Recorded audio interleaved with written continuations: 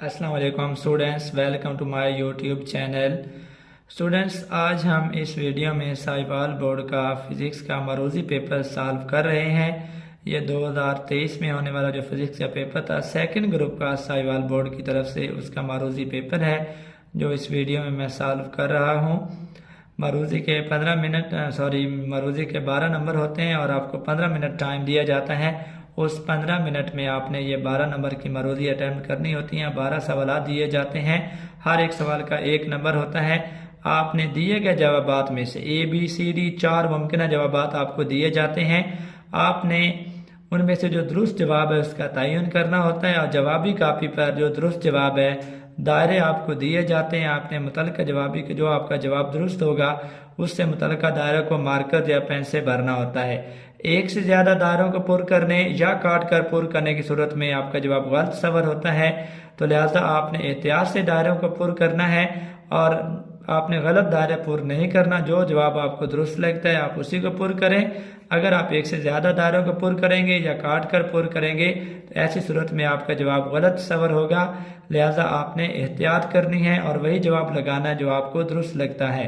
और दूसरी बात, आपने दायरों को लाजमी पुर करना है, जवाबी कापी के ऊपर खाली नहीं छोड़ कर आना।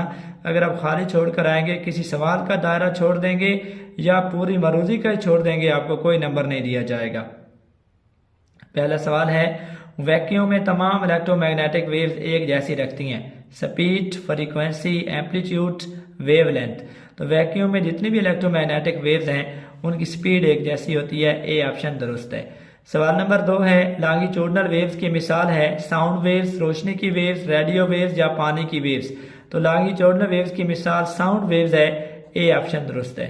तीसरा सवाल है, कन्वेक्स लेंस स्क्रीन पर किस किस्म की इमेज बनाता है, उल्टी और रियल, उल्टी और वर्चुअल, सीधी और रियल, सीधी और वर्चुअल।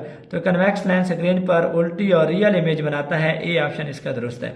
सवाल नंबर 4, एक 10 कूलम के चार्ज को एक जगह से दूसरी जगह ले जाने के लिए 5 जॉल वर्क करना पड़ता है और दोनों मकामात के दरमियान पोटेंशियल डिफरेंस होगा *5 वोल्ट, 2 वोल्ट, 5 वोल्ट, 10 वोल्ट।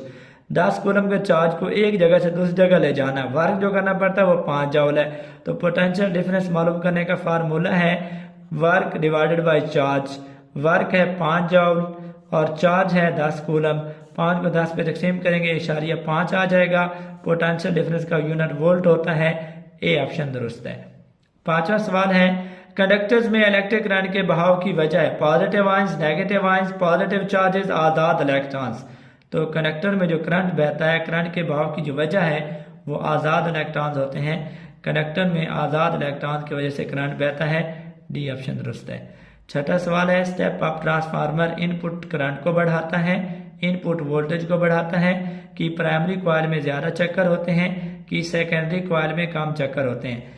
अब जानते हैं कि ट्रांसफार्मर 2 इकसाम के होते हैं, एक होता है स्टेप अप ट्रांसफार्मर, एक होता है step down transformer. Step up transformer जो है वो इनपुट वोल्टेज को बढ़ाता है और step down transformer input voltage को कम करता है। तो यहाँ पे चूंकि स्टेप अप ट्रांसफार्मर के बारे में पूछा गया है तो step up transformer input voltage को बढ़ाता है। बी ऑप्शन इसका दुरुस्त है। सातवां सवाल है, ऐसे पार्टिकल्स जो गर्म कैथोड की सतह से खारिज हों कहलाते हैं positive ions, negative ions, protons या इलेक्ट्रॉन्स। तो वो पार्टिकल जो गर्म कैथोड की सतह से खारिज होते हैं उन्हें इलेक्ट्रॉन्स कहते हैं। डी ऑप्शन दुरुस्त है। आठवां सवाल है, सैटेलाइट और ज़मीन के दरमियान मुनासिब और ज़्यादा तेज़ कम्युनिकेशन का जरिया कौन सा है, कि सैटेलाइट और ज़मीन के दरमियान मुनासिब और तेज़ कम्युनिकेशन जो होती है उसका जरिया आपने बताना है microwaves, radio waves, sound waves या कोई भी लाइट वेव। तो सैटेलाइट और ज़मीन के दरमियान मुनासिब और ज़्यादा तेज़ कम्युनिकेशन का जो जरिया है वो माइक्रोवेव्स है। तो इसका दुरुस्त जवाब है ए ऑप्शन माइक्रोवेव्स। 9वां सवाल है, हाइड्रोजन के आइसोटोप्स की तादाद है 2, 3, 4, 5। हाइड्रोजन के 3 आइसोटोप्स हैं। बी ऑप्शन दुरुस्त है, ड्यूट्रियम, ट्रिटियम, प्रोटियम, ड्यूट्रियम और ट्रिटियम। 10वां सवाल है, सादा पेंडुलम के लिए टाइम पीरियड का फार्मूला है। सादा पेंडुलम का आपने टाइम पीरियड बताना है कि उसका फार्मूला है T बराबर 2 पाई m तकसीम g का स्क्वायर रूट, T बराबर 2 पाई m तकसीम k का स्क्वायर रूट, T बराबर 2 पाई l तकसीम g का स्क्वायर रूट, T बराबर 2 पाई g ओवर l का स्क्वायर रूट। तो दुरुस्त ऑप्शन है सी, T बराबर 2 पाई l तकसीम g का स्क्वायर रूट। ये सादा पेंडुलम के लिए टाइम पीरियड का फार्मूला है। 11वां सवाल है साउंड लेवल को डेसिबल में बयान किया जा सकता है। साउंड लेवल का आपने फार्मूला बताना है 10 log I over I naught dB। B option है log I over I naught dB। C option है 10 log I naught over I dB। D option है log I naught over I dB। इसका दुरुस्त जवाब है A 10 log I over I naught dB, यानी 10 log I over I naught decibel.